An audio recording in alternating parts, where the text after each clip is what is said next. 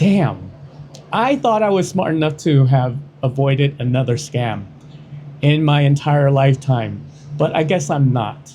All right, so where do we start? I think the title says it pretty much. I was out doing some festive stuff for Tet, and I got scammed. So let's talk about it. Actually, this isn't the first time that I got scammed in Ho Chi Minh City.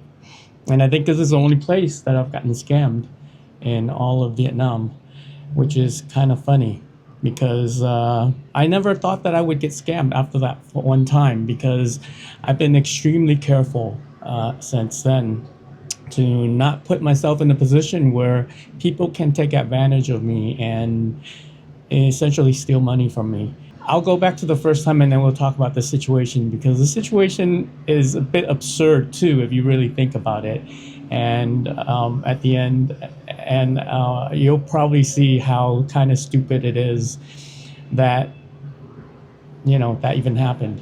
We'll go back a little bit further, back to my second time in Ho Chi Minh City.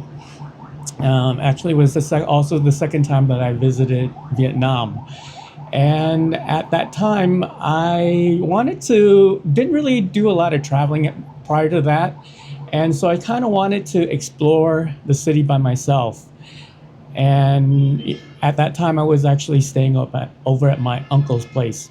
And so I booked a guest house in District 1 right by September 23rd Park. And on that morning, I started walking around District 1 and the Ben Thanh market area. And when I came out, there was this guy who came up to me on a bike and he asked me if I was interested in doing a tour. And, he seemed like he didn't really have that much money. And I was like, yeah, let's take a look and see what he has. And he quoted me $300K for a tour, a bike tour, which would take me to different areas of town. And at that time, I wasn't too familiar with Ho Chi Minh City. And so I said, yeah. Big mistake on my part because I thought it was $300 for the whole tour itself, not knowing that at the end, the guy would, after about 4 hours, and he took me to places here and there, and I had said that I wanted to take a boat ride down the Saigon River, and he was able to set that up for me, which I was extremely grateful for. He took me out to lunch. I also included him and bought him lunch as well. And then at the end, I kind of got bored because he was taking me to places that, I wasn't really interested in. And so I told him, hey, let's just end the tour and stuff. And then I thought he was taking me back to the guest house. He took me to this alley, and then he tried to get like 2.5 million from me. It was like 2 million or something like that. It was absurd amount of money, like over $100 that he wanted from me, because he said that the tour was actually 300,000 per hour. And he had taken me out for roughly about 4 or 5 hours or something like that. And it included an hour, which I was on the boat, that he didn't do anything. He was just waiting for me. And then also another couple hours where I was at the War Remnants Museum and he didn't do anything. And so he wanted all that stuff paid. And so I said, no. I said, you said 300. He's like, oh, 300 per hour. And so after some back and forth, I ended up just wanting to cut ties with that whole situation. And so I just gave him roughly about $35. And that was my first experience with getting scammed anywhere. And that was a very disappointing experience. And I'm glad that actually did sour me to Vietnam, because that could have been easily my last trip to Vietnam. I would not have ever come back. But I did continue coming back, and I found out that majority of the people in this country aren't like that. There are a few scumbags, and that's kind of a nice way to call them, that brings really bad attention to the Vietnamese people. and they get labeled as greedy, as conniving and shit like that by ignorant people who, at probably at one point, got scammed or heard that some other people got scammed, and it's sad to have that thrusted upon a lot of Vietnamese people. I think it's extremely unfair. And over the years, it has proven to be correct in thinking that, it's only a few people that are like that. And so I haven't had any issues. I avoid certain areas of town because I know there are certain characters there that are less than savory, and they're very much willing to take advantage of others. And they don't really care that they bring a bad name to the country, because you can have a tourist come here and they have a great experience. They'll tell maybe one or two people, two of their close friends about their trips. But if you have somebody come here and they get scammed by these scumbags, then what's going to happen is that they're going to go back and they're going to tell everybody.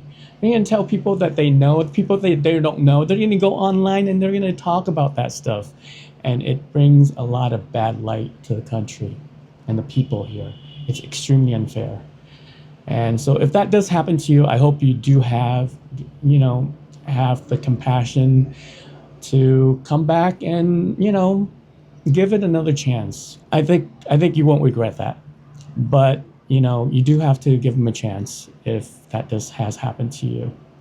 But I can certainly understand if you leave and you don't ever want to come back, because I myself had that feeling. And fast forward to today, I was over at the Taoden Park, and I was trying to get in to go see the Spring Flower Festival, because they said it was going to start like a couple of days ago, but apparently they're only doing it at night, and I didn't know that.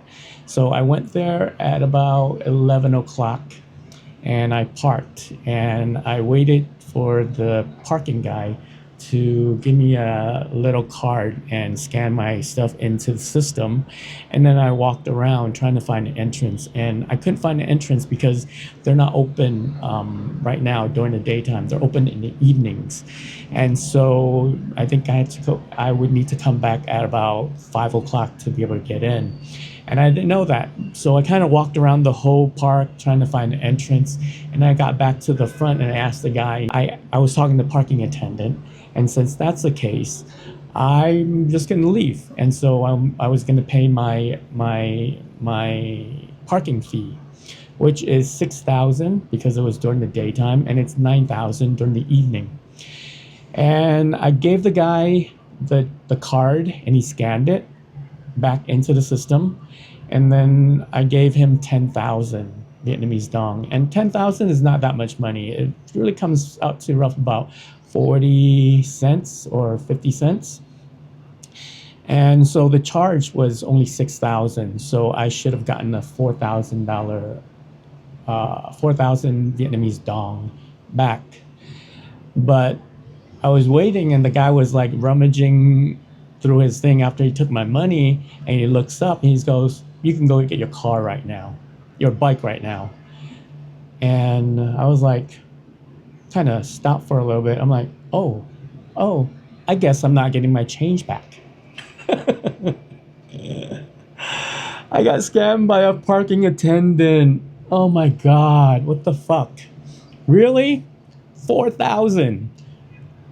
You scammed me for 4,000 Vietnamese dong. You know how much that is? That's like 15 cents. 15 USD. So I'm out 15 cents. And as ridiculous as that sounds, I'm a little bit miffed about it, because, damn, I thought I was smart enough to have avoided another scam in my entire lifetime, but I guess I'm not. Lesson learned. If you ever do anything with anybody that's employed by the authorities, the city, whatever the case may be, use proper change. Have the proper change, because you're not going to get your change back. And I don't think this is only targeted at me because I'm a foreigner here. I was speaking Vietnamese to this guy, and I don't think he really knew or had an inkling that I'm an American. So I think it happens with locals here too, which is really kind of sad because a lot of these positions that these guys hold, they paid for it. They bought their positions, and they take advantage of others, and that's a really unfortunate thing. These two situations that I've had in the last 10 years, which is pretty damn good record, I would say.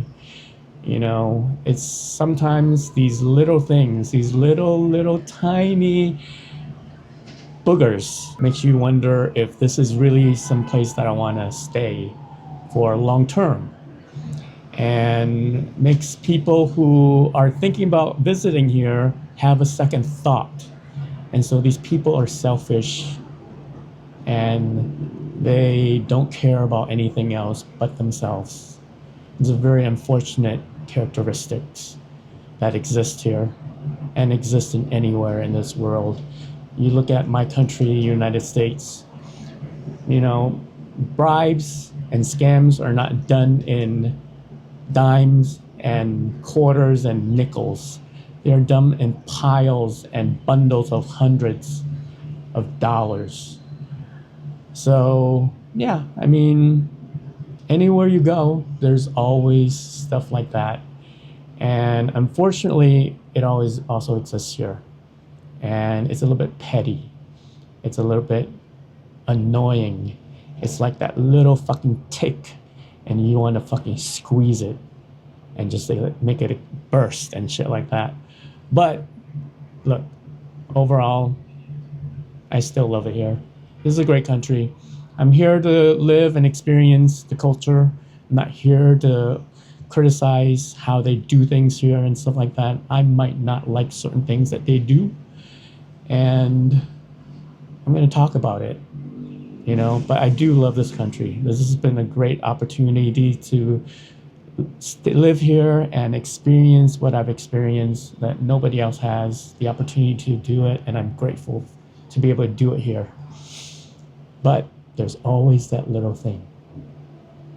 Well, thanks for getting lost with me on this crazy little rant. Yeah,